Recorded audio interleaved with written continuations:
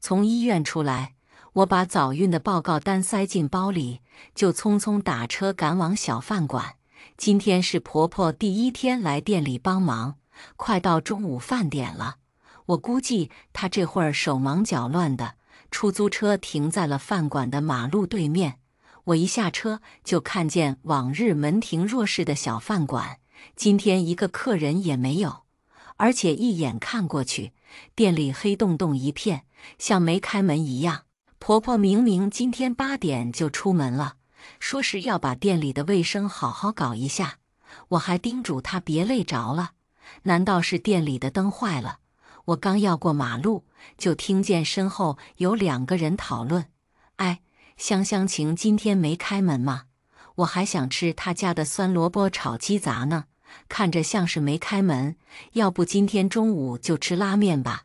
眼看要流失2个客人，我赶忙接话：“开着门呢。这2人看起来是情侣，还认识我，见我就喊老板娘。”我带着2个客人来到店里。一推门，一股子油腻的热气就扑面而来。店里不但没开灯，也没开空调。大厨王灿华坐在前台黑着脸，婆婆把2把椅子拼在一起摆在门口，人躺在上面睡得正香。我绕开婆婆，疑惑地问：“王哥，是电路坏了吗？怎么不开灯，也不开空调啊？”王大厨指了指婆婆，又生气又有点委屈地说：“他不让开，说费电。”婆婆这时候悠悠转醒，坐起身来，一大早上店里也没人，开什么开？一度电9毛钱呢，做生意不知道节省，能赚到钱吗？我哭笑不得。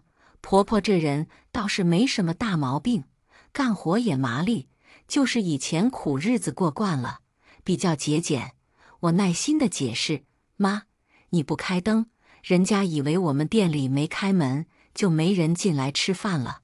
往常这个时候，店里都坐满了，而且咱们卖的是香菜，重油重辣，大夏天的不开空调，客人该汗流浃背的了。”婆婆看了看我身后的那对情侣，一翻白眼：“来人了再开灯不就好了吗？而且这才32度。哪里就热得吃不下饭了？小姑娘，你穿这么短的上衣，肚子都露在外面，在吹空调以后，小心生不出来孩子。”婆婆这话一说出来，我都震惊了。情侣里的女孩子为难地开口：“老板娘，改天我们再来吧，今天先不吃了。”她男朋友揽着她的腰，语气不善：“我对象爱什么穿什么，谁稀罕来你们家吃饭？回头我就发朋友圈避雷你家，什么玩意！”说完2个人就推门走了。我追在后面连连道歉，还承诺下次来打折，才勉强维护住这2个老顾客。回到店里，我懒得搭理婆婆，赶紧开空调开灯，又去后厨检查今天的菜新不新鲜。王大厨一边备菜一边跟我抱怨：“我刚分好的菜码，你婆婆说牛肉价钱贵，非要一份里面抽走一片肉，回头要是有客人说咱们缺斤少两，我可丢不起这个人，在老家没有什么做生意的。”我叹了口气，等我老公下班了，我让他把他妈劝走吧。我和老公赵强结婚1年了，他是个坐办公室的小职员，收入稳定但是不高。婚后为了创收，我开了这家香味小饭馆，店面不大，只摆了8张小桌子。刚开业的时候生意一般，店里便只有我和厨师2个人忙活。大厨王灿华是我从老家请来的，手艺正宗，吃苦耐劳。厨房里他一个人忙上忙下，连帮厨都不需要，我就负责在前面招待顾客，收拾卫生。开业3个月之后，因为口味实在地道，客人逐渐多了起来。饭点的时候，我忙着上菜，经常来不及收拾桌子，让客人久等。我就和赵强商量，想找个中午和晚上来上班的钟点工。赵强一听这话，就说让他妈来店里帮忙，都是自家人，还不用给工资。我本来是犹豫的，因为我和婆婆虽然没什么大矛盾，日常也是小摩擦不断。婆婆太节俭，每天晚上连洗澡都要给我掐着时间，超过5分钟就一直敲门，出来之后还要念叨，说我费了多少水多少电，甚至给洗发水的瓶子称重，让我每次不要用超过2克。我和赵强抱怨，想租房子搬出去住，赵强就为难地看着我，老婆，我爸没了，我妈一个人住多可怜啊，你快点洗，5分钟也够的，你看我每次2分钟就洗完了。我拗不过赵强，便想着靠小饭馆多赚点钱。过2年自己买套房子和赵强搬出去，大不了也买在这个小区，和婆婆住得近一点。今天早上我身体实在是不舒服，不得不去医院，才同意婆婆去店里帮忙。婆婆一大早就拿上钥匙出发了，说要给店里好好搞搞卫生。谁知道她这一来，损失了小半天的生意。我摸了摸肚子，有了宝宝的喜悦都被婆婆的骚操作冲淡了不少。店里开了灯和空调，很快就满座了，还有不少等位的。婆婆帮着上菜收碗，动作也麻利。我比往常确实轻松了几分。就在我犹豫晚上还要不要和赵强告状的时候，婆婆的毛病又发作了。她给客人上完菜之后，指着人家的鼻子问：“你凭什么把菜里的洋葱、胡萝卜都挑出来呀？”小伙子一脸懵逼：“我不爱吃，我还不能挑出来了？我又不是不给钱。”婆婆痛心疾首：“你们这帮年轻人太浪费粮食了，你不吃可以让厨房不要放啊！你知不知道我们以前连树皮都吃不上？”小伙子说：“你吃不上树皮关我什么事？我就不爱吃胡萝卜还不行吗？”我跟正在点菜的顾客说了声对不起，就赶紧走过去拉住婆婆。小伙子看见我来，指了指仅剩下几片胡萝卜的菜盘子：“老板娘，你请的这是什么员工？连我怎么吃饭都管。这是一道香干炒肉，盘子里的香干和肉片，甚至连葱段都吃干净了，只剩下几片用来丰富配色的胡萝卜片，根本谈不上浪费粮食。退一万步说，就算客人觉得不合口味，剩下不少菜，大不了等客人走了之后，用剩菜喂街边的流浪动物，也不能这样当面指责人家。”我连忙点头哈腰的道歉，实在不好意思，这是我婆婆，老人家就是比较节俭，没有别的意思。婆婆被我拉住，还满脸的不高兴：“小孟，你这样做生意哪行？一桌浪费几片胡萝卜，这8桌就浪费1整根。现在胡萝卜不便宜呢。”我急了：“妈，你别说了。”小伙子不耐烦地站起来：“结账吧，刚上的这道菜给我打包带走，没心情吃了。”我把婆婆支到一边去收拾桌子，给小伙子算了账，一共74，您给扫70就行。今天实在是对不起。哗啦，婆婆把叠在一起的碗筷重重地撂下，嘴里还嘀嘀咕咕：“挣多少钱哟？4块钱随随便便就给抹了。”小伙子抿着嘴扫了码：“给我拿2个打包盒吧，我那个米饭也没吃完。”我强忍着对婆婆的怒火，笑呵呵地拿打包盒。好咧，谁知道婆婆一把冲过来，夺走了打包盒。我上外面吃饭，人家打包盒都要收1块钱的，你倒好，不但抹零，还要白送打包盒。你是不是看这小伙子白净，想红杏出墙？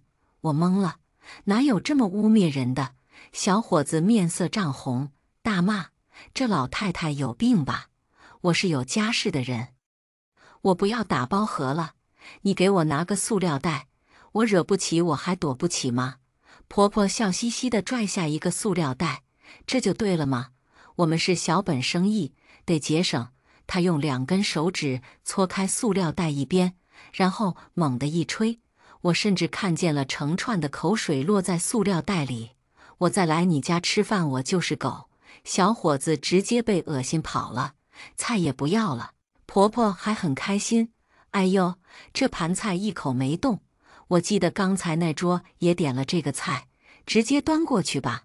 我捂着有些疼的小肚子，心里默念着医生告诉我的话：别劳累，少动气。妈，你去后厨帮忙洗碗吧，前面有我自己就可以了。现在要是把婆婆赶回家，她肯定大闹一番，说不定会耽误一整天的生意，只能忍到今天忙完。婆婆这么一作妖，等位的人都走了不少，还不到2点，就只剩下一桌客人了。我在前台休息了一会儿，却感觉越来越热。都说孕妇怕热，难道是真的？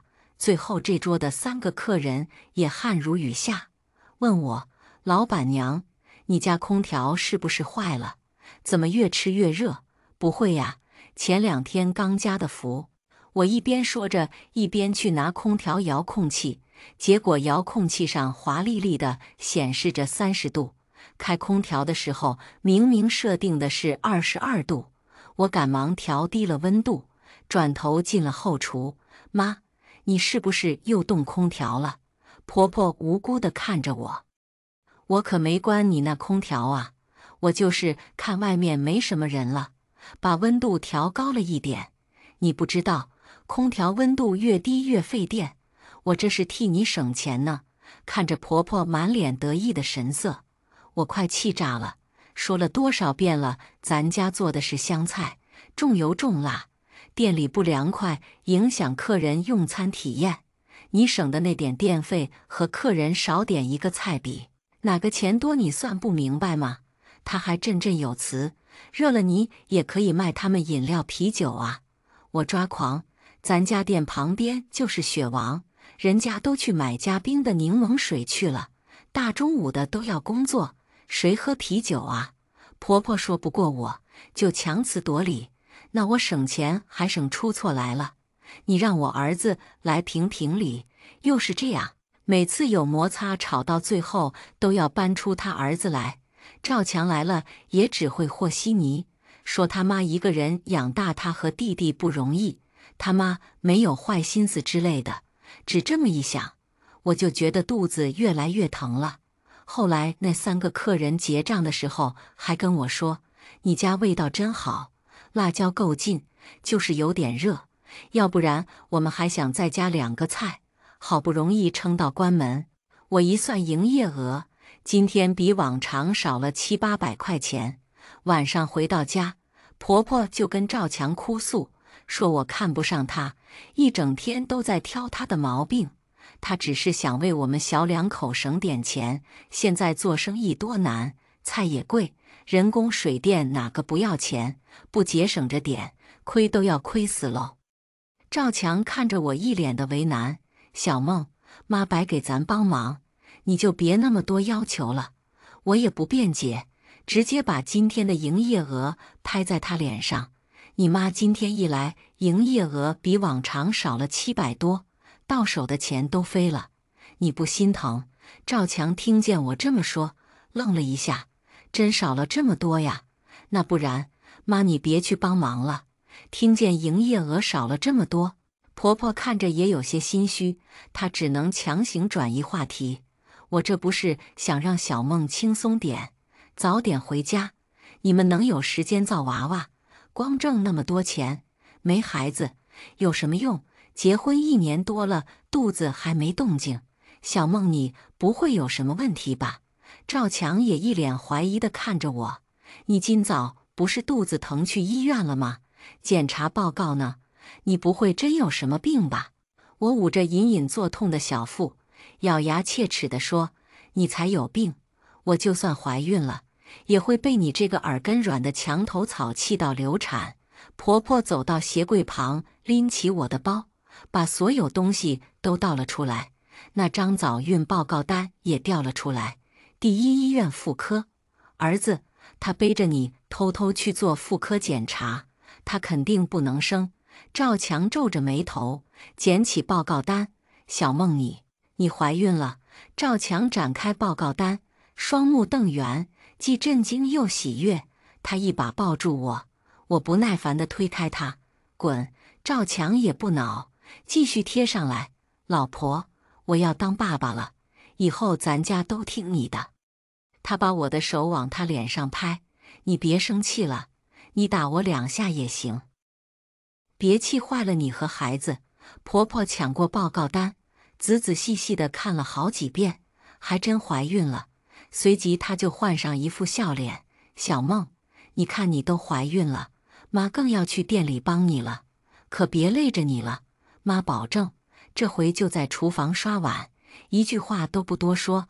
赵强也眨巴着眼睛劝我，老婆大人，我真怕你累坏了，等你找到合适的钟点工，就让咱妈走行吗？他小狗一样期待地看着我，我顿时有些心软。赵强这人除了耳根子软，爱和稀泥，也没什么别的毛病，脸长得帅，脾气也温柔，家务全包工资上交，生活不是小说，一点不顺心就得抛夫弃子，要不就再给他一次机会。眼看我的神色缓和，赵强顺杆儿爬，老婆，你想不想吃酸的呀？我去给你买你最爱的那家水果捞怎么样？妈，你快去腌点酸黄瓜。小梦之前就说你腌的酸黄瓜好吃。婆婆笑呵呵的点头。哎，我这就去刷坛子腌黄瓜。医院的报告上写了我这胎怀的不稳，所以赵强母子俩都捧着我，有点母凭子贵的意思。婆婆在来店里帮忙的时候，也老实了不少。我好几次都看见她在空调前面转悠，唉声叹气的嘀咕费电。不过我不发话，她也不敢动空调。赵强还发动他公司的同事订店里的盒饭，2荤1素18块钱，香辣下饭，好吃不贵，每隔几天都能订出去20-30盒。一时间店里的营业额创了新高，但是我没想到，这样舒心的日子我只过了不到3个月。这天忙完中午的饭点，王大厨就开始做员工餐。我转悠到厨房，王哥，咱今天中午吃什么呀？王大厨正往热油锅里撒葱蒜末，嗤啦一声，炝锅的香味弥漫开。我正要炒个猪油渣小白菜，荤菜就吃上午刚压好的芋头排骨，行不？我擦了一把口水，行行。婆婆做贼似的走到灶台边，把手里端着的一盘什么东西猛地倒进锅里。王大厨吓一跳，哎，大娘，您往我锅里倒什么呀？小白菜呀？你刚才不是说炒猪油渣小白菜吗？王大厨用锅铲翻了2下，您这是哪儿来的小白菜？叶子都烂了。婆婆指了指垃圾桶，我刚从桶里捡出来的，这么好的小白菜你怎么就扔了呢？一点都不知道给老板省钱。我黑了脸，妈，那垃圾桶里都是泔水，小白菜也是不新鲜了才扔的。婆婆满不在乎，没事，我都洗干净了，捡出来的菜我在洗碗池子里洗了好几遍呢。你们那就是没饿过，这么好的菜要是扔大街上，以前的人都要抢着吃的。听见婆婆的话，我不由自主地干呕起来。洗碗池里此时还装着刷第1遍餐具时用过的一大池污水。王大厨也急了，锅铲一扔，火一关，这活没法干了。老板，平常我炒菜的时候，你婆婆不是让我少放辣椒，就是少倒油，我都忍了。她现在还从垃圾桶里捡菜叶子做员工餐，这店到底是你说了算，还是她说了算？我还没说话，婆婆的手指尖都快戳到王大厨鼻子上了。这店当然是我儿子说了算，她一个怀孕的女人，也就我儿子不嫌弃，她还抛头露面，钱都是省出来的。你放那么多辣椒，倒那么多油，用的不都是我们老赵家的钱买的？你想走就走，别以为自己是个香饽饽，不就是会颠2下勺？我小儿子也行。我都气笑了，就你大儿子1个月挣那仨瓜俩枣，我不抛头露面，他连产检的钱都掏不出来，还有你小儿子，刚从厨师学校毕业，连工作都找不到，也能和我找来的大厨比。说曹操，曹操就到。赵强一掀帘子进了厨房。妈，老婆，你们在里面吵吵嚷嚷的干啥呢？知道我怀孕之后，赵强每个周末下午都要来店里看看我。婆婆见这个一贯和稀泥的儿子来了，直接坐在地上，拍着大腿干号：“儿子哟，你媳妇和店里的厨师有一腿，两个人合伙来欺负你老娘，好一个血口喷人！”王大厨气得家乡口音都飙出来了：“你有点宝吧你？我堂堂正正做人，认认真真做菜，你不要污蔑我！”婆婆不依不饶，说我和王大厨天天孤男寡女的，在店里眉来眼去，还说我肚子里的孩子指不定是谁的呢。赵强就默不作声地听着。你听你妈放屁，她从垃圾桶里捡烂菜叶子给我这个孕妇吃。婆婆抹了抹不存在的眼泪，委屈地说：“我当初怀赵胜的时候，天天领着赵强在菜市场捡菜叶子吃，你凭什么就不能吃了？再说，你扔的菜都是花钱买回来的，不过是黄了点，怎么就非得扔掉了？他捡出来的小白菜是上周进的货，一直压在菜筐最下面没发现，都烂得流黄水了。公公死得早，婆婆一个人拉扯大两个儿子。”赵强一听婆婆说以前那些苦日子，就心疼她，什么都妥协。不出意料，赵强为难地拉着我的手：“小梦，妈就是爱节俭，这不也是给咱们省钱吗？省下来的钱以后还不都是咱们孩子的？要我看，你就把店交给妈管，你回家安心养胎多好啊，还不会吵架。”他一边说，一边还戒备地看着王大厨。我的心一点一点地冷了下去。赵强分明是听信了婆婆的话，在怀疑我和王大厨不清不白，找个理由把我关在家里。我一把甩开他的手：“别以为我不知道，你妈每个月都找你要钱补贴她小儿子，省下来的钱指不定给谁呢，让你妈管。我一手开起来的小饭馆就该归你弟弟了。”婆婆刚怀上赵胜的时候，公公就去世了。她觉得赵胜从小没享受过父爱，所以对这个小儿子格外溺爱。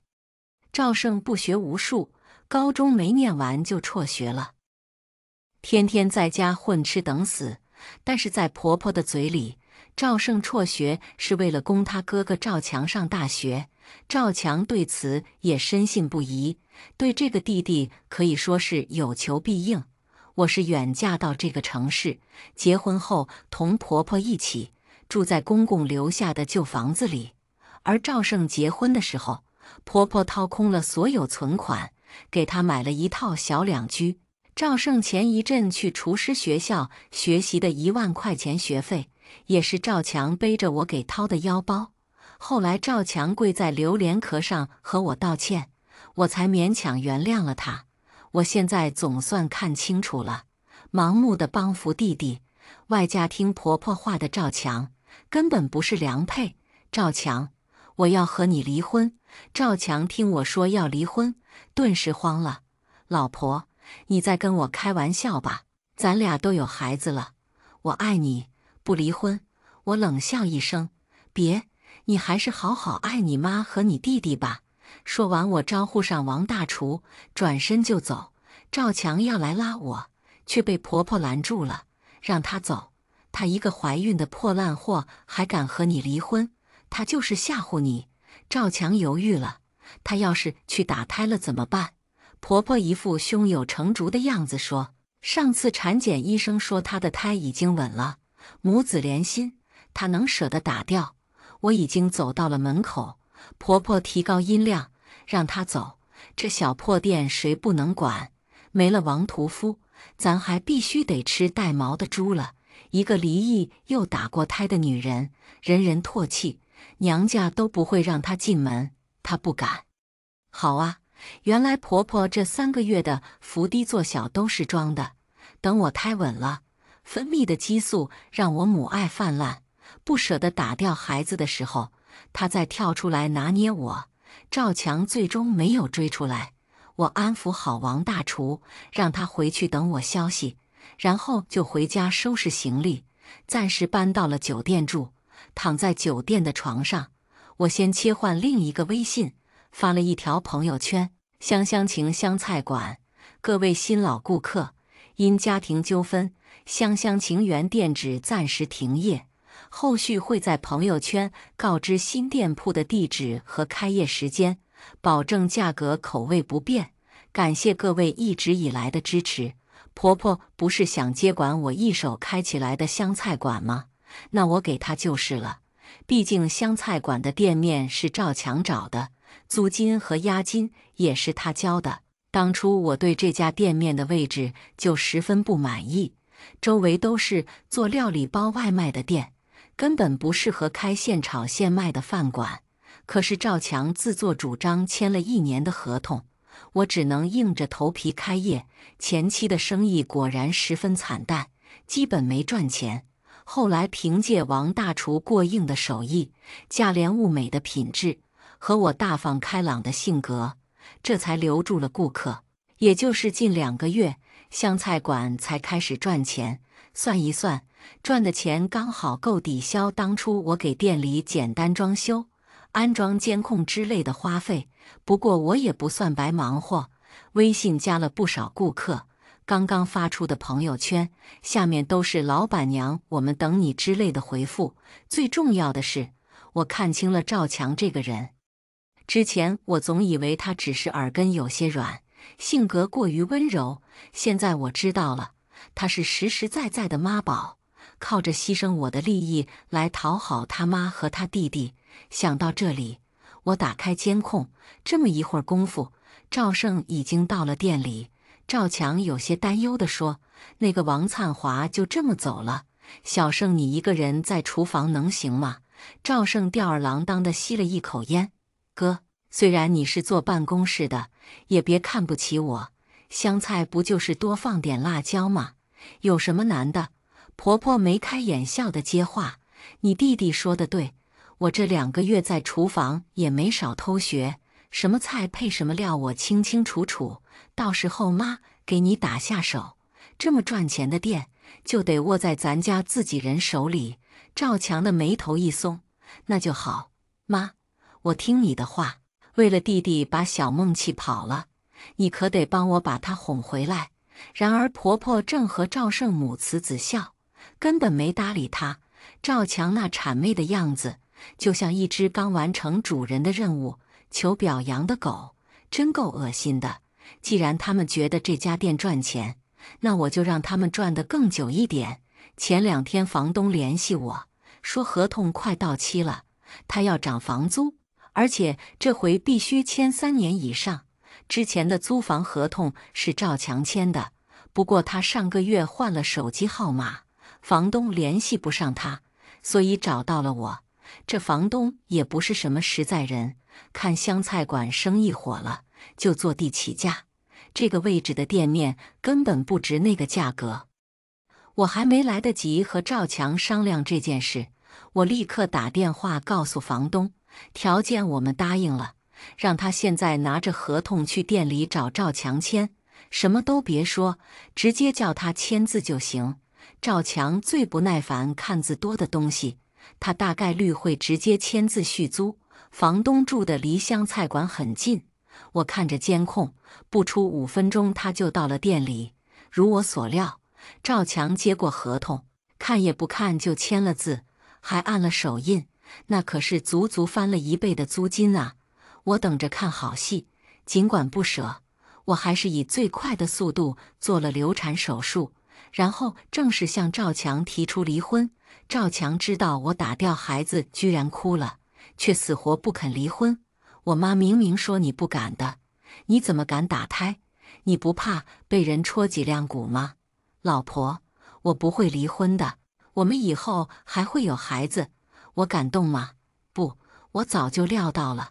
好啊，你不离婚，我就天天雇人在湘菜馆门口举横幅，说吃了这家的菜头晕、恶心、呕吐。我看还会不会有人来吃饭？你刚签了3年的租房合同吧？大家就鱼死网破好了。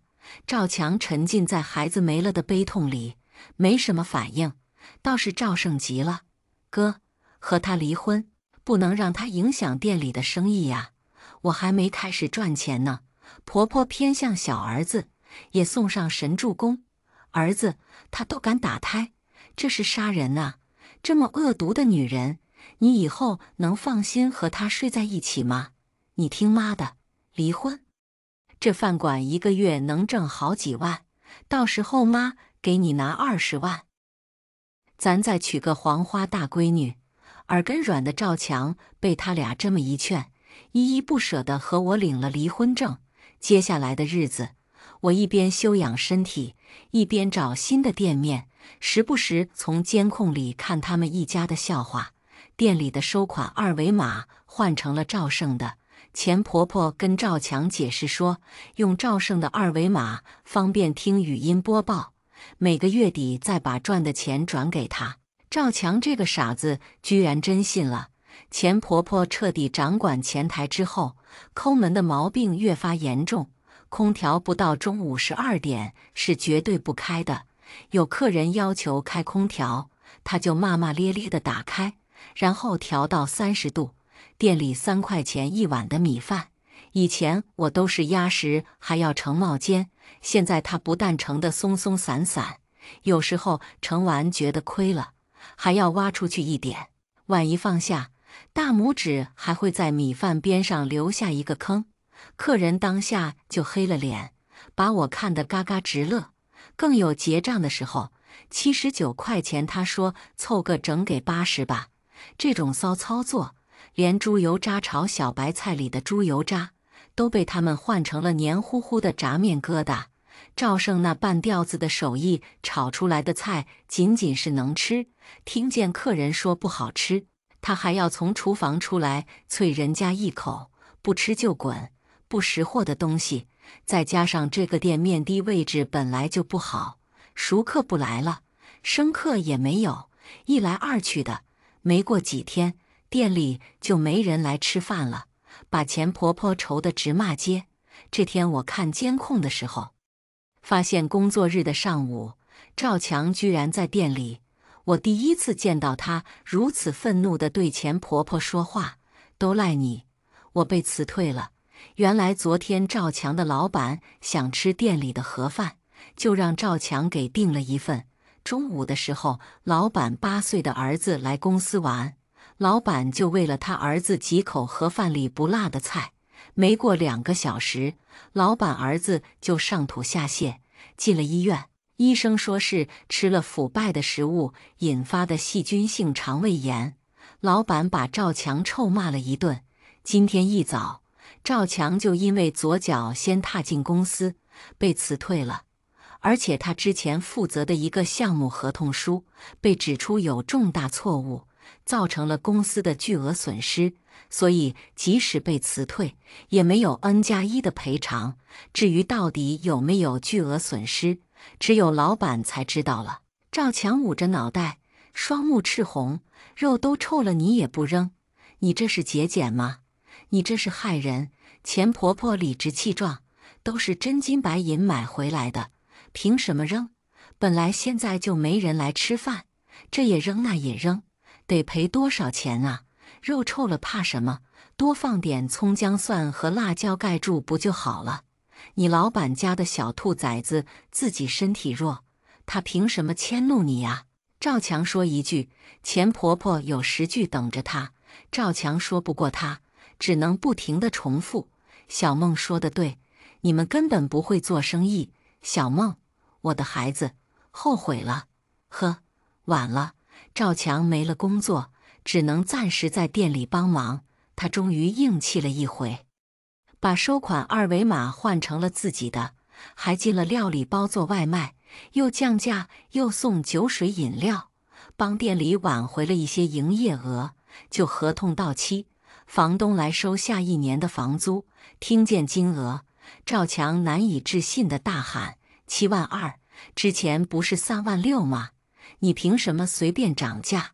房东抖了抖手上的合同，7.2万明码标价，合同都签了。后悔的话，你们就立刻搬走，之前的押金我可不退。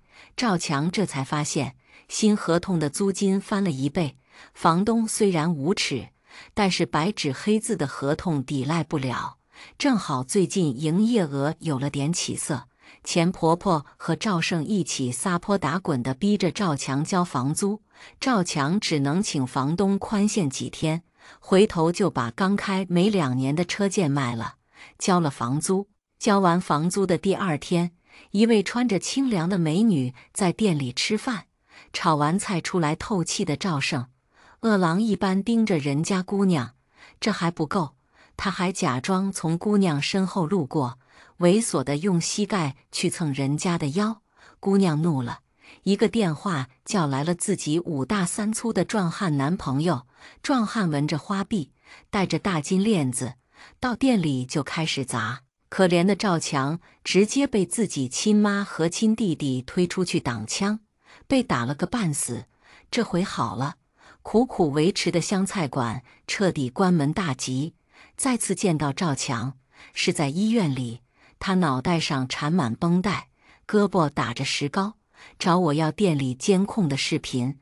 花臂壮汉打砸完就带着女朋友跑了，找不到人。医药费只能赵强自己掏，他身上的钱都交了店面房租，只能先借网贷治病。他被公司辞退之后，医保就断了，好几万的医药费此时就是压在他身上的一座大山。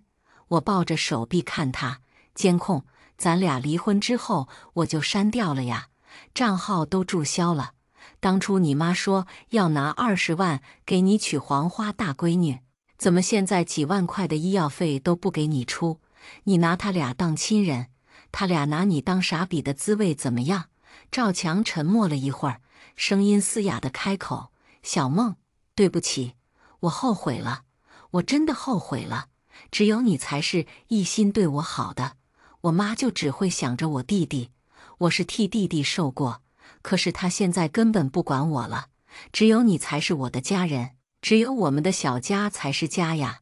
赵强涕泗横流地诉说着自己从小到大遭受的不公，他控诉钱婆婆的偏心和弟弟的不知感恩。他习惯了对这2个人委曲求全，所以也希望我如此，来换取家庭和睦的假象。他是知道钱婆婆有多无理取闹，而我是多委屈的，可他选择了无视，看他哭得像个孩子，我的心中毫无波澜。没有爱，就不会有心疼。我对他的爱已经消失于胎儿的心跳从我身体中消失的那一刻。离开医院的时候，我碰见了钱婆婆，她大骂我是毒妇，毁了她的大儿子。我仔细地想了想，我除了和房东说同意续租，什么也没做。就连续租这事，只要赵强仔细看过合同，就能发现不对劲，所以我问心无愧。事到如今的一切，只能说是赵强咎由自取，或者说是你和你的小儿子害了他。说完这句话，我就转头离开。这家人从此以后和我再没有关系了。我找到了价格合适、位置优越的店面，和王大厨重新开启了湘菜馆。老顾客纷纷来捧场，老客带新客，湘菜馆天天爆满排队。我不过几个月就收回了所有前期投资。爸妈知道我受了委屈，也从老家过来帮我看店，我也乐得轻松。我妈爱八卦，天天去钱婆婆家那一片遛弯。听说赵强出院后，逼钱婆婆卖了一起住的那套旧房子，还清了利滚利的网贷，然后就赖在他弟弟家，不工作，也不出门。有一回，赵胜和媳妇夜间运动，一抬头，赵强举着刀站在他们床边，两眼直勾勾地盯着他媳妇。赵胜的媳妇吓得第2天就回了娘家，还提了离婚。折腾到最后，赵胜也离婚了，房子不知道怎地，还分了一半出去。赵家母子3人只能换到了一套一居室里，赵强依然天天如幽灵一般跟着他妈和他弟弟，3个人看起来都跟精神失常了一样。而我此时已经交了新的男朋友，至于结不结婚，再说吧。接下来我们来听下一个故事。我和老公恋爱5年，上个月领证，计划国庆办婚礼。婚礼前夕，老公带我回老家，这是我第一次见到我们的婚房。房子很大，2层小别墅。老公领我上楼放行李，可是上楼后，我们都愣住了。最大的一间卧室里面放着大姑姐的东西，显然她住在这里。另外一间带厕所的次卧是公公婆婆住的，也就是说，现在分给我们的只有一间最小并且没有厕所的房间。我有点不高兴，老公脸色也不好看，他马上就下楼：“大姐，你怎么住在主卧了？而且原来不是4间房的吗？你还把2间打通成了你一个人的房间。”大姑姐吹着她的指甲，挑衅地看我：“怎么，我嫁出去就不能住主卧了吗？本来就不能。”老公很生气：“哪里有嫁出去还回娘家住主卧的道理？姐夫又不是入赘的，你在婆家占着主卧，娘家也占着主卧，那怎么行？”大姑姐腾的一下站了起来，那红指甲指着老公，嘴里骂的却是我：“你们这小肚鸡肠的，我回自己的娘家住个房间，你们也要说话，太过分了。”她回头问公公：“爸，你说句公道话，我能不能回来住？”公公抽了口烟，一锤定音：“当然能，闺女，你想住哪里就住哪里，不用看别人的脸色。”老公不开心，他觉得委屈了我。婆婆想了一会儿，也觉得这样安排确实不合理。那你们住我们带厕所的房间吧，我和你爸爸搬出来。公公也同意，可大姑姐又不高兴了：“凭什么？你们一回来就把爸妈赶到小房间，你们多了不起？”这次不但是老公生气，我也生气了。老公看我黑了脸，赶紧把我带到房间里面，注意肚子里的宝宝，别生气，一切我来处理。他出去和大姑姐吵了一架，大姑姐哭哭啼啼的，假装收拾东西要走。我算是知道了，嫁出去的女儿泼出去的水，这个家我是不能回来的了。爸妈，我走了，以后都不回来。婆婆掉着眼泪：“女儿啊，苦了你哦。谁让你弟弟找了个不通情达理的女人进门？”公公一拍桌子：“谁要赶我女儿走，我先赶她走。话都说到这份上了，我要还是没点自知之明的继续待下去，那我自己都瞧不起我自己。”我拉开门，看着假惺惺要走的大姑姐：“大姐，你不用走了，这个家永远是你的娘家。我以后不来就是，不管是大房还是小房，你想要全部打通都没问题。”我转身就走，老公马上提着行李跟在我身后。婆婆又一把拉住我：“敏敏，你什么意思？过几天就是婚礼，你做给谁看？简直是好笑。”她说我做，我结婚，不说主卧了，连一个带厕所的房间都不配。她还说我做，公公也是。他生气的又拍了桌子：“你们今天要是走出这房间一步，以后就再也不要回来，别就是做做样子。”大姑姐还在拱火：“对呀，我看她怎么舍得走。吴敏，以你们家那种条件，能嫁到我们家，你是烧了高香，你还拽什么拽？”对，她说的没错，他们家是有钱，这只是他们的老宅，他们在市里还有几套房，但是全部都是的写公公婆婆的名字，没有一套是我和我老公的。他们总是觉得我要分走他们的财产，防得跟什么一样。我不想和他们多做纠缠，我怀着孩子，不能生气。老公也懂我的意思，他扶着我大步离开。我听到公公摔杯子的声音：“滚，都滚！婚礼老子直接取消，以后别回来跪着求我。”我不会求他，不会求任何人。天太晚，老公给我找了个间酒店住下。他红了眼睛，抱着我。我知道他们一向偏心大姐，没想到连我结婚他们都不重视。老婆，让你跟我受委屈了。我安慰他，不重要，只要你在就行。这个婚礼我不是非办不可。他想了一会儿，还是觉得心里过不去这坎儿。别人家儿子结婚，哪个不是欢天喜地的把最好的拿出来？可他们呢？他拿起电话，抱着最后的希望，告诉婆婆我怀了孩子。果然，没多久，公公婆婆来了，居然大姑姐也来了，还带着她的儿子。婆婆在我肚子上看来看去，大姑姐鼻子朝天，呵呵，怀孕了不起呀？哪个女人不怀孕？我儿子都生了几年了，切！老公看不惯他，我要你来了吗？他一下来了劲，摆出一副要吵架的样子。陈远，你现在说话怎么这个样子？吴敏教你的吧？我就说你真是被他给带坏了。以前的你多听话，从来不敢在我面前多说几个字。我要钱你给钱，要买东西你马上送回来。现在怎么这么见不得我呢？连我住个主卧都要骂我几句，真是一点都忍不了。这个大姑姐说话夹枪带棒的。阿远是我老公，他不帮我，帮你吗？你爸妈，你们看，我就说吧，娶妻娶贤，这个吴敏不能要。我原来给你们说过，我老公家的小表妹，人又漂亮又听话，关键跟我又合得来。你们就是不听，你们他还要巴拉巴拉。老公直接打断了他的话：爸妈，敏敏怀孕了1个多月，刚检查出来。婆婆还是高兴的，她不住笑着点头：好，好，喜上加喜哈，喜上加喜。公公跟婆婆一样高兴，可那个搅屎棍大姑姐却撇了撇嘴：怎么了？你怀孕了，是不是就要住我的大卧室啊？是不是就要赶我走啊？我告诉你们，就算你怀孕了，也休想在这个家当家做主。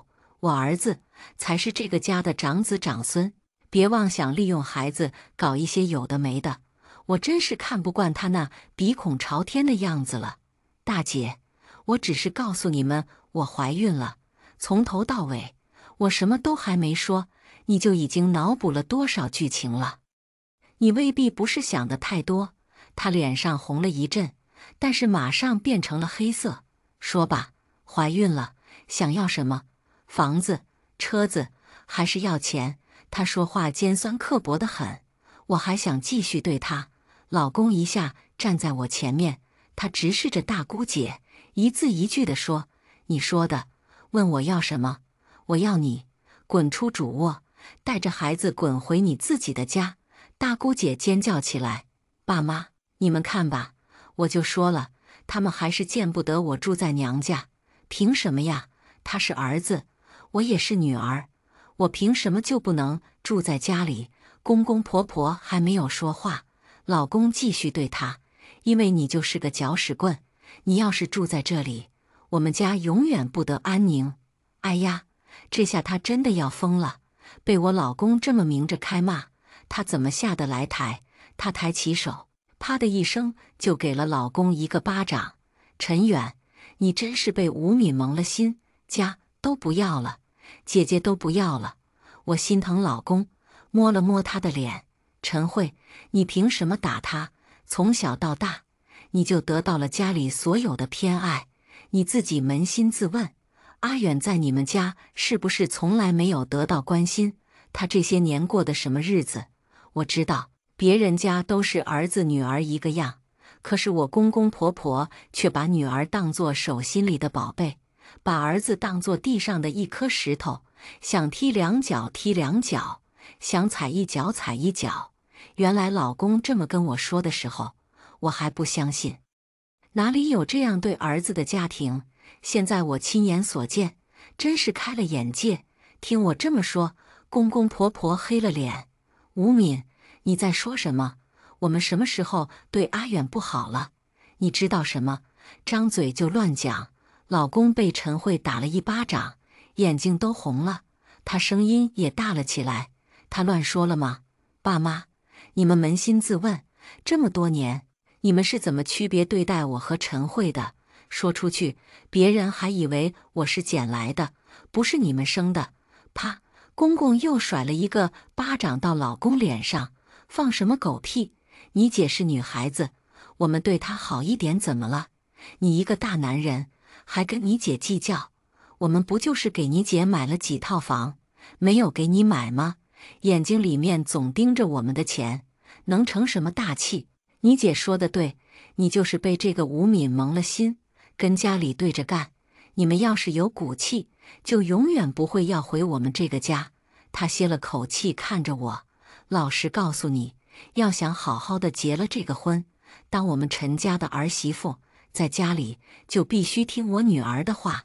我们不是那种重男轻女的家庭，在我们家，女儿才是最重要的。别说一间主卧，就是她要整个房子，我都会全部给她。大姑姐鼻子翘上了天，老公已经对他们失望透顶。我最后问了一句：那我们的孩子生出来住哪里？今天我去的时候看了一眼，家里唯一的一间空房子，已经被大姑姐的儿子给占了。大姑姐鄙视地看了我一眼，自己的孩子生出来连住的地方都没准备好，那你还生个屁？不然回你娘家，让你妈给你准备呀。不过我看你那个穷酸样，就惦记别人财产的东西，娘家也是穷鬼吧？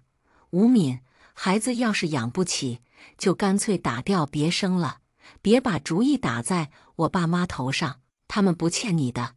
我笑了，他们是不欠我的，我也没想要。叔叔阿姨，你们也是这个意思吗？公公大声地说：对，别拿孩子威胁我，我们家已经有了一个大孙子，我不吃你这套，动不动就不生孩子威胁，滚，在我这里没用。好了，既然已经说到这个份上，我直接赶了他们出去。记住你们说过的话，以后别后悔。大姑姐还伸长个脖子继续叫嚣：吴敏，老实一点，安分一点，这个家还能有你一席之地，不然，呵呵，呵呵呵，呵他个鬼！我甩起手就给了他一个大巴掌。陈慧，闭上你的臭嘴，别以为谁都拿你当个宝，垃圾！哇塞，这下对面4个人都要发飙了。陈慧什么时候被人打过？他扑上来就要打我，老公一脚踢在他肚子上。你们敢动我老婆一下，别怪我翻脸不认人！陈慧尖叫着，婆婆掉了眼泪，公公气得发抖。好啊，陈远、吴敏，你们敢打我女儿？告诉你们，这个家的一切财产都跟你们没有半点关系。所有房子，所有东西，我全部都给小慧。你们永远别想惦记，笑死！他们一个两个的都拿房子说事，都拿他们的财产说事，好像我结这个婚就是为了那几套房子一样。我抓起身边一个垃圾桶朝他们砸过去，滚！终于安静了一点。老公很是伤心，再怎么说也是他的父母亲姐姐。我安慰他，别难过，用不了多久，他们会哭着回来求我们的。第二天一大早，我就带着老公坐高铁回了娘家。我妈看到我和老公突然带着行李回来，心里知道我肯定是受了委屈，没有多问。老公一看到我爸妈，就扑通一声跪在他们面前：爸妈，对不起，让敏敏受委屈了。我妈把他拉了起来，起来，你能跟敏敏一起回来，妈就知道你的意思。放心在妈这里住着，一切爸妈给你们做主。回到房间，我妈才终于单独问了我，最后她也红了眼睛。这陈家太欺负人了。她在客厅里面拍了老公的肩膀：阿远，你要是不嫌弃，以后这里就是你们的家，我和敏敏他爸就是你的爸妈，你就当我们家的儿子。婚礼我们给你办，当然婚房我们也早就给敏敏准备了。只是没有告诉你们而已。”老公扑通一声又跪了下去，哭着喊爸妈。我爸拉了他起来：“我们只有敏敏这一个女儿，这下就算多了个儿子。”我们在娘家住了下来，妈妈给我买了一套3室2厅的房子，虽然没有陈家的大别墅那么大，但是是我和老公自己的家。我们住在里面很放松，很舒服，不会有任何人打扰。我们重新开始计划婚礼，原本在娘家我只打算办回门宴的，但是现在我们决定在这边办我自己最想要的婚礼。3天后，婆婆打来电话，老公不接，当然我也不会接。最后她打到了我妈的手机上，我妈也不知道是她打的，随手就接了。亲家呀，这明天就是婚礼了，他们2个怎么还不回来？我妈把电话给了我，我笑着说：“不用了，阿姨，婚礼取消吧。”她沉默了一会儿，电话被公公抢了去。你们什么意思？是彩礼还没有要到吗？我之前给你说过，彩礼6万6，婚礼当天给你们，难道还怕我少了你1分？我几千万的资产，笑死，又是那几千万的资产。我直接打断了他的话：“不用了，叔叔阿姨，婚礼不用了，自然彩礼我们也不要了，你们自己留着养老吧。”他好像有一点急了：“你们是有什么大病？明天就是婚礼，亲朋好友们我都请了，你们不来，故意给我难堪吗？”我听到陈慧在那边阴阳怪气：“呵呵，我看就是没有给房子他们，彩礼没有给几10万，故意想拿捏我们呢。爸妈，你们赶紧拿几10万现金，过户几套房子给吴敏，不然啊，就给你们撂挑子哦。”老公气得要挂电话。公公听了陈慧的话大怒：“休想！吴敏，我告诉你，休想拿捏我们家，还没嫁进来就这么做。要是嫁进来，你不是要翻天？别妄想拿捏我们家。这样，我给你退一步，彩礼给你加到8万8，其他的房子车子，你想都别想。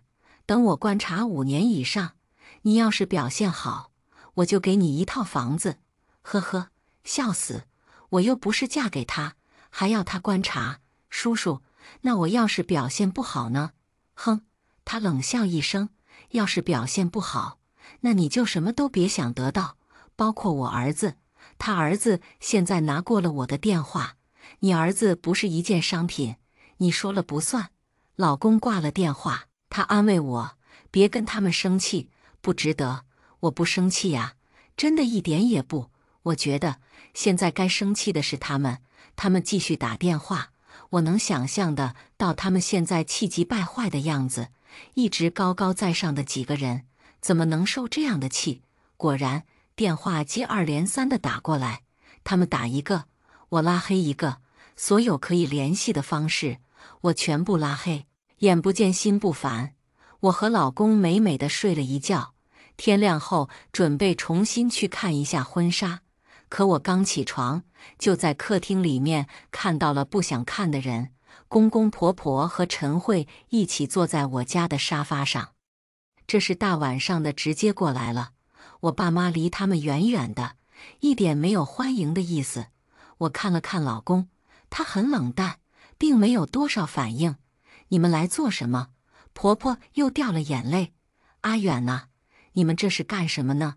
今天本是你们婚礼的日子，你们人都见不到，我们请了那么多的亲戚朋友，多让人笑话呀，可不是吗？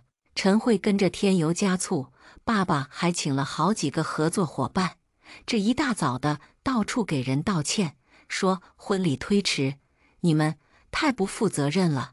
老公给我倒了一杯牛奶，才对他们说，不是推迟，是不办了，你们也不用费那些心思。陈慧突然站起来，高兴地拍手，哈哈哈，要离了呀？好啊，离了好。这个吴敏，我就看不惯，你跟他在一起之后，就不把我们当做一家人了。我真是看不惯这个陈慧，一个嫁出去的女儿，天天带着儿子住娘家，明面上说是娘家父母舍不得她，其实就是跟婆家合不来，婆家人不惯她，她受不了，只有跑回娘家来耍威风。她要是在娘家规规矩矩的也好啊，天天当家做主人，兴风作浪。老公牵着我的手，让你们失望了，我们感情好得很，只是我们只准备在敏敏这边办婚礼，那边的你们直接取消。陈慧哪想到是这个结果，她大喊：陈远，你够了呀！这么大的男人还闹脾气，有意思吗？吴敏，是你撺掇的吧？你嫌我们家彩礼给的少，嫌我们没有把房子过户给你，嫌我住了你们的主卧是不是？老公刚张嘴，我拦住了他。没错，我是嫌你住了我的主卧，但是你那些所谓的房子、彩礼，我并不想要。而且你们6.6万的彩礼，我妈同样给了我6.6万的嫁妆，我没有占你们1分钱的便宜。陈慧不屑的一笑，笑死，6.6万而已，我们家的资产几千万。当年我结婚，我爸给了我100万的嫁妆，你6.6万好意思说？我当然好意思，我有什么不好意思的呢？多少都是我爸妈的心意，而且我也没有要他们更多。你找婆家要了188万彩礼，你是一个字都不提呀。他更加得意了。是啊，我婆家重视我，愿意给我那么多钱，怎么的？你不舒服啊？真 TM 是个双标狗，他要多少关我屁事？他还在巴拉巴拉。婆婆把他拉回了沙发。阿慧，你也少说几句。怎么了？我说的不是实话吗？他自己没本事，你们看不起他，不给他那么多彩礼，他来嫉妒我做什么？爸爸忍不住了，一个茶杯摔到陈慧脚底下。我女儿是你随便侮辱的，你们有钱了不起，我家也不看上你的钱。茶水溅在陈慧的皮鞋上，她怒视我爸。你什么意思？赶我们走吗？我就说吴敏没大没小的，也没个家教。原来源头在这呢，他太横了。在他自己家横就算了，在我家里横什么？我直接上前，抬手就给了他一个大巴掌。陈慧，给我滚出去！滚！他捂着脸，大喊起来：爸妈，你们看，他敢打我！陈俊，就这样的泼妇，你还敢要吗？老公护着我，跟我一起赶人。陈慧见老公也赶她，发了疯一样的朝我扑来，长长的指甲就要朝我脸上抓。MD，死女人，在我们家兴风作浪，挑拨离间，老子不打死你！可她的手还没有伸到我脸上，就被老公一脚踢到了地上。陈慧，你太嚣张了！我说过，你们谁都不能碰我老婆一下，我是你姐呀。陈远，你看清楚，我是你亲姐，我们一起生活了20几年，吴敏才跟你一起几天，你现在的心就全部偏到她身上。陈远，你到底是不是陈家人？老公听他最后这句话，身子都颤抖了。是啊，我也想问问，我是不是陈家人？爸妈，你们说说，我到底是不是你们儿子？婆婆不住点头，说什么呢？你不是陈家人，是哪里的？可你们从小就不喜欢我，我什么都是用陈慧剩下的。几岁开始，你们就把陈慧带在身边，把我丢进寄宿学校，1年半载见你们一面，除了1个月丢给我1000块钱，你们还做过什么？陈慧可激动了，她凶神恶煞地质问公婆：爸妈，你们不是说1个月给他500的吗？怎么还给的1000？你们骗我！你们心里还是只有儿子？疯了！这个陈慧真是被惯疯了。她自己一直有父母的陪伴，却还嫉妒父母1个月给1000弟弟做生活费。他们家要是没钱就算了，关键还有钱。婆婆一直哭着：阿远呐，我们也是想着，你是儿子，穷养儿富养女吗？而且你姐姐也担心有了你之后，我们忽略她，所以我们才把你放进寄宿学校。你看你如今这么独立，这么能干，你还不是当年我们锻炼出来的吗？这都是些什么逻辑？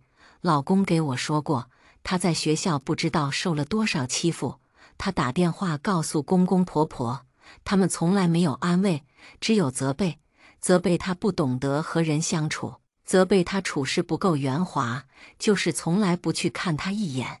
后来，他也慢慢接受了自己相当于留守儿童的事实，独立那是没办法呀，自己想、自己愿意的独立和被迫的独立是两回事。陈慧还在不依不饶地和婆婆吵那1000块钱的事情，我实在听得聒噪。你们家的破事，自己回去关起门来吵，不要在我家烦人。公公终于呵斥了陈慧，然后他看向我爸，亲家，那个他们的婚礼还是要办的，你们要是嫌我给的彩礼少，我现在给你们加到16.6万好吧？这不是敏敏也怀了孩子吗？我们去照一下，要是怀的儿子呢，我马上给他们过户1套房，你们看可以不？简直不可思议，我爸妈都以为自己听错了。什么年代了，还要照男孩女孩？怎么的，女孩不是人吗？我也很奇怪，他们自己把陈慧看得跟个宝贝似的，怎么到我这里了，就还要照是男是女了？难道女儿是宝，孙女就是草？太奇葩了！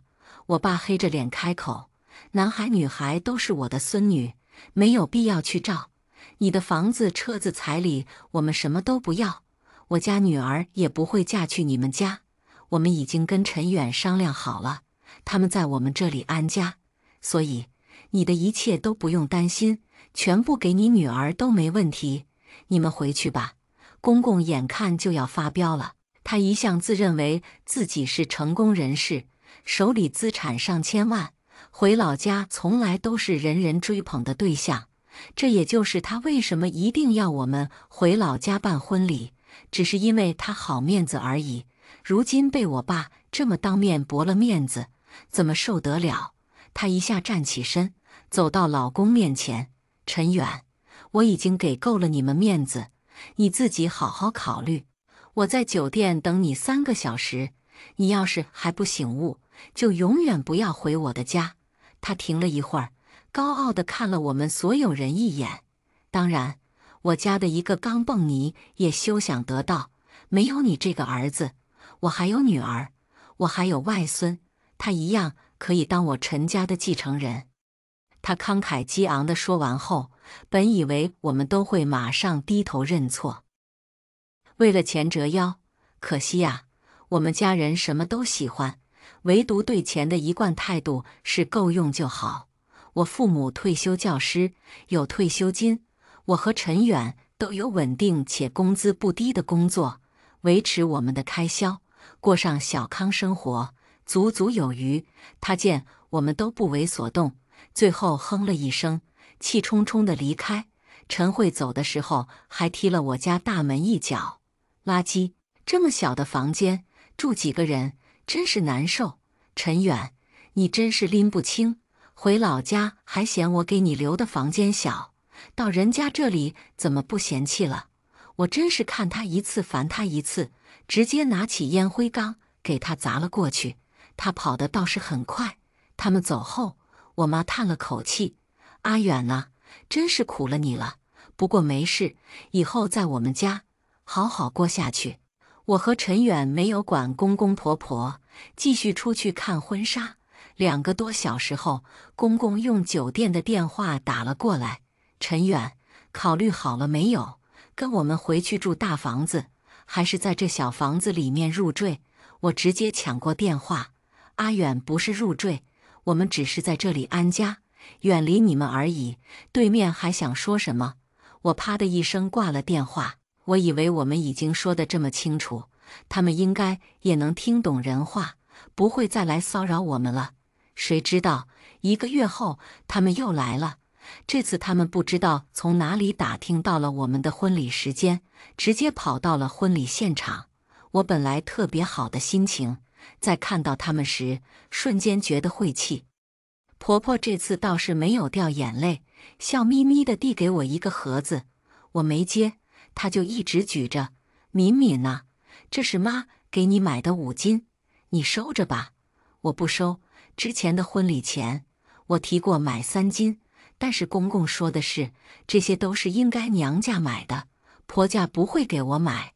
现在我自己妈妈已经给我买好了一套，我不需要他们的，快收着吧。这是爸妈的心意。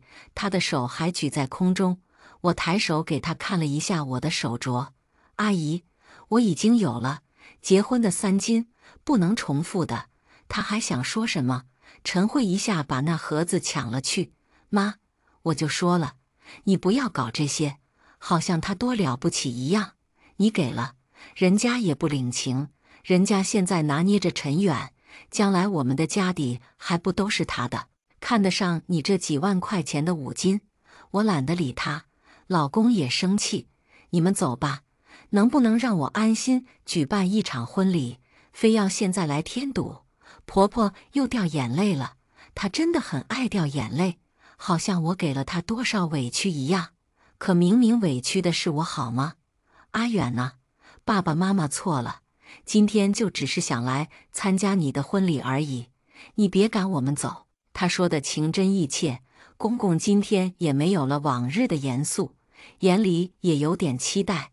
我看向老公，毕竟是他的父母，我还是应该尊重他的。他犹豫了一下，正要说话时，陈慧又开口了：“爸妈，我看呢，这吴敏还是没有见到钱，不松口呢。你们赶紧的把你们那些家产全部递到他面前。什么钱啊？房子啊，车子啊，都给他。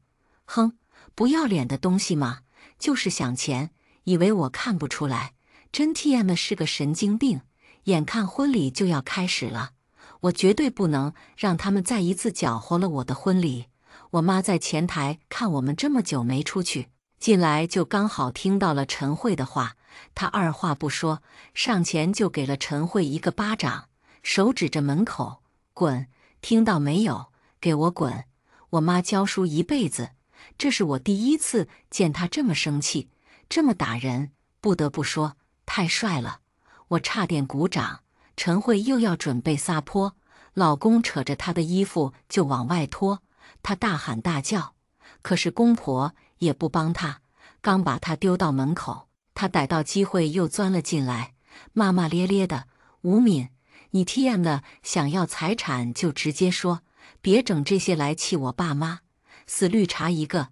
今天我就索性给你说清楚，想要我们陈家的全部家产不可能。我已经跟爸妈商量好了，给你们一套小房子，其他的都是我的。我是家里的老大，我照顾爸妈这么多年，这些是我应得的。你们什么都没有做，没资格要。你要是同意呢，就回去过户，一套给你。你也别委屈，一套小的也几百万了，比你们现在住的都值钱。你们这样的穷酸家庭，得到我们一套房，睡着了都要笑醒。我还没有打他呢，公公先给了陈慧一个巴掌。你胡说八道什么？今天是来参加婚礼的，你噼里啪啦说一堆干什么？陈慧瞪大眼睛：爸，你也打我？你为了吴敏打我？果然，你们的心里还是儿子最重要，甚至媳妇都比我重要。好，好，你们这样就当没有我这个女儿。他捂着脸跑了出去，公公婆婆不放心，也追了出去。我和陈远对视一眼，都笑了。他们走了，我们正好可以安心的举办婚礼，管他们那些破事做什么。得亏陈慧闹了一场，我们的婚礼才可以顺利进行。累了一天，肚子里还有宝宝，我躺在床上就想睡，可是房门又被人大力敲响。疯了，那陈慧又来了。她哭着大喊：“陈远、吴敏，你们满意了？爸妈终于还是决定要把财产分一半给你们。凭什么？凭什么？我才是陈家的老大，这些本来应该是我一个人的，你们凭什么分？”婆婆哭着劝：“小慧啊，阿元也是我们的孩子，他是你亲弟弟啊，分他一半是应该的。”陈慧反手给了婆婆一个巴掌：“谁让你们生的他，你们就不该生？你们就多余生了她。婆婆被打还不敢还手，只有不停地掉泪。公公抓住了陈慧的手，够了，闹够了。这些年家里都是偏向你，你还不知足。今天你说破天，我也要把财产分一半给阿远，你没资格阻止。陈慧眼见公公婆婆下了决心，马上换了攻击对象。那给阿远可以，但是不能给吴敏。吴敏，你必须和阿远签一个协议，你们的财产都是独立的，就算将来你离婚，也不能分走阿远的一分钱。而且你们结婚后也不能用阿远的钱，你只能用你自己的。真 TM 的神经病！我的婚姻要他来指手画脚。老公简直忍不了，他大骂陈慧：“你算个什么东西，在我家指点江山？我要给他花就给他花，我高兴啊，全部都给他。你能怎么样？你自己婚姻过得不幸福，也想把我的家搅散是不是？”陈慧还不服气，老公直接给他一脚，告诉你们，别在这里给我演戏，你们的钱，你们的房子，你们的所有一切我都不会要，我都看不上，我只有一个要求。婆婆立马问：什么要求？老公定定地看着眼前的3个人，3个和他有着血缘关系的亲人，一字一句地说：我要和你们断绝父子关系，从此生不养，死不见。公公婆婆都踉跄了一下，差点没站稳，而陈慧却得意了：真的，你真的决定了？当然，以后他们就是你的责任，任何事情都不要来找我。婆婆大哭着被陈慧带走，公公叹气不已。老公找了见证人，登了报，他说到做到。